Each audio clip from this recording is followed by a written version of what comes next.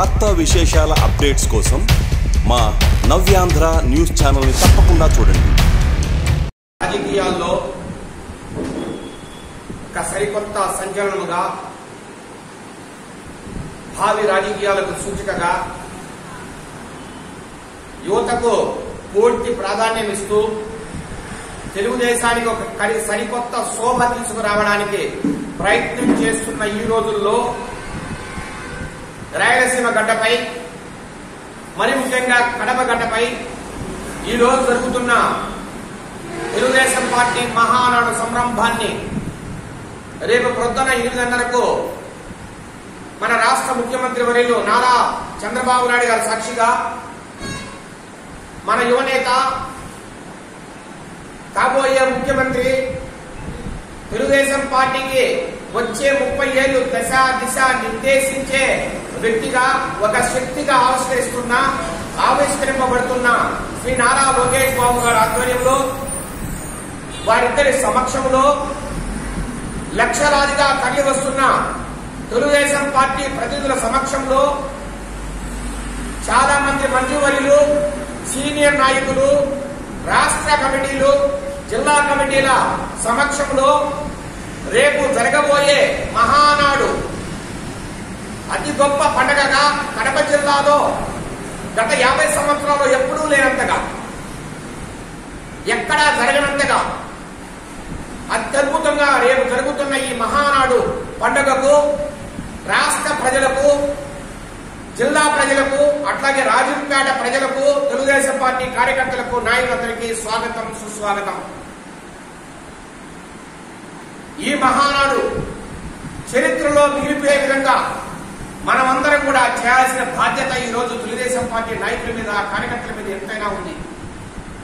ఇది ప్రతిసారి మనకు వచ్చే ఛాన్స్ కాదు. ఇది ఎప్పుడో ఒకసారి, మన జీవితంలో ఒక్కసారి వచ్చే ఛాన్స్ ఇది. మున్ముందు ప్రతిసారి ఇక్కడ మహానాడు జరగవు. గత 50 ఏళ్లలో మొట్టమొదటిసారి ఈ రోజు కడప జరుగుతోంది. మరి ఎప్పుడు వస్తుందో ఎవరికి తెలియదు. వచ్చిన అవకాశాన్ని సద్వినియోగం చేసుకోవాలి ప్రతి ఒక్కరు కూడా. ప్రతి ఒక్క కార్యకర్త తనతో పాటు ఒక 10 మందిని మహానాడు తీసుకురావాల్సిన బాధ్యత అందరి మీద ఉంది. నాయకులు వందలాదిగా, వేలాదిగా కార్యకర్తలను, ప్రజలను అందరినీ కూడా సమన్వయపరిచి, అందరినీ ఉచ్చేలులు చేసి, అందరినీ కోఆర్డినేట్ చేసి, అందరినీ కూడా మహానాడుకు తరలించి అక్కడ జరగబోయే 10 కార్యక్రమాన్ని వీక్షించి, మరీ ముఖ్యంగా రేపు ఎల్లుండి జరగబోయే తీర్మానాలు, అనేక విషయాల మీద తీర్మానాలు జరిగే అవకాశం ఉంది. రాయలసీమ బాగా వెనుకబడ్డ ప్రాంతం. ఒకప్పుడు రతనాలసీమగా వేసిన ఈ ప్రాంతం ఈ రోజు వెనుకబాటుతనంతో పునాగిలుతోంది. ఇలాంటి గడ్డ మీద జరుగుతున్న మహానాడు రేపు ఎల్లుండి ఖచ్చితంగా రాయలసీమ వెనుకబాటుతనం మీద తీర్మానాలు ఖచ్చితంగా ఉంటాయి. అట్లాగే యువతకు ప్రాధాన్యత ఇచ్చే విధంగా పార్టీలో యువత ఈ పార్టీ గమ్యాన్ని కానీ, భవిష్యత్తును కానీ నిర్దేశించే విధంగా కూడా కొన్ని తీర్మానాలు చేయబోతున్నారు. ఈ రాయలసీమలో ఎన్నో ప్రాజెక్టులు ఇంకా అసంపూర్ణంగా మిగిలిపోయి ఉన్నాయి. తెలుగు గంగ కావచ్చు, తెలుగు గంగ మానసపుత్రిక, ఎన్టీ రామారావు గారి మానసపుత్రిక తెలుగు గంగ ఈ రోజు కూడా ఇంకా అసంపూర్తిగా ఉంది. అట్లాగే అంద్రినీవా, సుజల స్రవంతి, అట్లాగే గాలేరు నగరి, ఇలాంటి ఎన్నో ప్రాజెక్టులు తెలుగుదేశం పార్టీ ఆధ్వర్యంలో ప్రారంభించిన ఈ సాగునీటి ప్రాజెక్టులన్నీ కూడా ఈ రోజు అసంపూర్ణంగా మిగిలిపోయే పరిస్థితి. వీటన్నిటి మీద తీర్మానాల్లో చర్చలు జరగాలి. అట్లాగే మనకు రావాల్సిన ఇండస్ట్రీస్ కావచ్చు, శక్తులు కావచ్చు, రకరకాల ఫ్యాక్టరీలు కావచ్చు, ఈరోజు దాని మీద కూడా రేపు ఎల్లుండి జరగబోయే మహానాడులో తీర్మానాలు జరిగే అవకాశం ఉంది. అట్లాగే ఈ రాయలసీమలో రోడ్లు కావచ్చు, అట్లాగే ఈ ఎలక్ట్రిసిటీ డెవలప్మెంట్ కావచ్చు, రకరకాల అన్నిటి మీద కూడా చర్చ జరిగే అవకాశం ఉంది. వీటన్నిటినీ చర్చ జరగాలంటే ఈ రాయలసీమ నుంచి భారీగా, మరి ముఖ్యంగా కడప జిల్లా నుంచి భారీగా కార్యకర్తలు, నాయకులు పోయి వాటన్నిటి మీద సౌకర్యంగా రాష్ట్ర నాయకత్వంతో చర్చించి తగు విధంగా ఈ తీర్మానాలు రూపొందే విధంగా మనం అందరం కూడా చర్చించాల్సిన బాధ్యత అందరి మీద ఉంది. అందుకనే విజ్ఞప్తి చేస్తున్నాం. రాజంపేట ప్రజలకు మరి ముఖ్యంగా రాజంపేటలో తెలుగుదేశం పార్టీ నాయకులకు కార్యకర్తలకు ఇక్కడ ఎవరికి వ్యక్తిగత వివాదాలు లేవు. ప్రతి ఒక్కరు కూడా పార్టీ కోసం పనిచేస్తున్నారు. గ్రూపులు ఎక్కడా ఏమీ లేవు. సమస్యలు ఉంటే ఒకటి రెండు చిన్న ఉంటాయి, కానీ పార్టీ ముఖ్యం. ఇక్కడ నేను అందరికీ ఒకటే చెప్తున్నా, తెలుగుదేశం పార్టీ రాష్ట్ర అధికార ప్రతినిధిగా ఒక్కటే నిర్ణయించదలుచుకున్నా, ఎవరి సత్తా మేరకు వాళ్ళము మేమందరం కూడా రేపు జరగబోయే 29వ తేదీ జరగబోయే బహిరంగ సభకు ప్రతి ఒక్కరం కూడా జన సమీకరణ చేయబోతున్నాం. నా వంతుగా కనీసం 10,000 మందిని జన సమీకరణ 29వ తేదీ చేయాలని ఒక లక్ష్యంగా పెట్టుకున్నాం. ఆ రకంగా నాతో పాటు నడిచే కార్యకర్తలకు నాయకులందరికీ దిశ నిర్దేశం చేస్తున్నాం. నేను ఒక్కటే కోరుతున్నా, రాజంపేటలోని తెలుగుదేశం పార్టీ నాయకులకు కార్యకర్తలకు అట్లాగే మేడ కుటుంబ అభిమానులు కూడా నేను ఒక్కటే కోరుతున్నా, దయచేసి వేలాదిగా మహానాడుకు తరలిరండి. ఇది ప్రతిసారి మనకు వచ్చే అవకాశం కాదు, జీవితంలో ఒకేసారి వచ్చే అవకాశం. మరి ముఖ్యంగా మనకు కూడా చాలా ప్రెస్టేజ్ ఇష్యూ ఇది.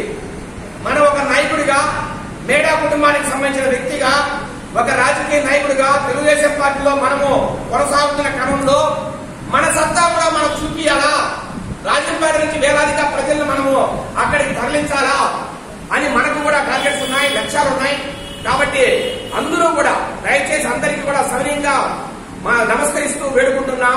ప్రతి ఒక్కరూ కూడా స్వచ్ఛందంగా కావచ్చు, అట్లాగే మనము ఇవ్వగలిగిన కారులో, బైకులో, లేదంటే ఆటోలో ఏదో ఒక మార్గంలో ప్రతి ఒక్కరు కూడా మహానాడు వేదికకు వచ్చి అందరూ కూడా అక్కడ ఉపన్యాసాలు విని ప్రతి ఒక్క తీర్మానాల్లో ప్రతి ఒక్కరూ పాల్గొని బహిరంగ సభను లక్షలాదిగా అక్కడ వచ్చే జనాల్లో మనము ఉండి ఆ బహిరంగ సభ విజయవంతం చేసి మన ముఖ్యమంత్రి నారా చంద్రబాబు నాయుడు గారికి మరింత ఉత్సాహాన్ని నింపి ఆయన మరింతగా ఉధృతంగా పనిచేసే విధంగా రాయలసీమ కోసం, అట్లాగే ఉమ్మడి కడప జిల్లా కోసం, అట్లాగే రాజంపేట కోసం కూడా, ఎందుకంటే మన రాజంపేట కూడా చాలా విషయాలు ఆవిష్కృతంగా ఉన్నాయి. మనకు జిల్లా కేంద్రం అయితేనేమి, మెడికల్ కాలేజీ అయితేనేమి, మరీ ముఖ్యంగా అన్నమయ్య డ్యామ్ దిగిపోయి ఇప్పటి వరకు ఏమాత్రం ముందుకెళ్ళలేని పరిస్థితి ఉంది. కనీసం పునరావాసం కూడా ఇంతవరకు పూర్తిగా ఇవ్వలేని పరిస్థితి. ఇలాంటి చాలా విషయాలు ఉన్నాయి. మనం గట్టిగా ప్రభుత్వంలో మాట్లాడాలన్నా చంద్రబాబు నాయుడు గారితో కావచ్చు, యువనేత నారా లోకేష్ గారితో కావచ్చు, మనము గట్టిగా వాదించాలన్నా, మాట్లాడాలన్నా, లేదు అర్థించాలన్నా ఖచ్చితంగా ఇక్కడి నుంచి జన సమీకరణ చేయాలా, వేలాదిగా ప్రజలు, నాయకులు తరలి వెళ్లాలా. అప్పుడే మనకు హక్కు ఉంటుందని మరొక్కసారి అందరికీ తెలియజేస్తూ, రాబోయే 4 సంవత్సరాలు రాజంపేటకు స్వర్ణయుగులా మారుస్తామని మరొక్కసారి అందరికీ తెలియజేస్తూ, రాబోయే రోజుల్లో తెలుగుదేశం పార్టీ కార్యకర్తలందరికీ న్యాయం జరుగుతుందని మరొక్కసారి విన్నవిస్తూ, మనవి చేస్తూ, అందరికి కూడా మరొక్కసారి రాబోయే 3 రోజులు చాలా అవసరం, ఇంపార్టెంట్. తెలుగుదేశం పార్టీ మనుగడ, మన మనుగడ, రాజంపేటలో పార్టీ మనుగడ అన్నిటికీ కూడా మరీ ముఖ్యమైన విషయంగా మీ అందరికీ తెలియజేస్తూ, అందరికీ కూడా సవినయంగా మహానాడుకు ఆహ్వానిస్తూ సెలవు తీసుకుంటున్నాం. చంద్రబాబు నాయుడు గారు. మరిన్ని వార్తా విశేషాల అప్డేట్స్ కోసం మా నవ్యాంధ్ర న్యూస్ ఛానల్ని తప్పకుండా చూడండి.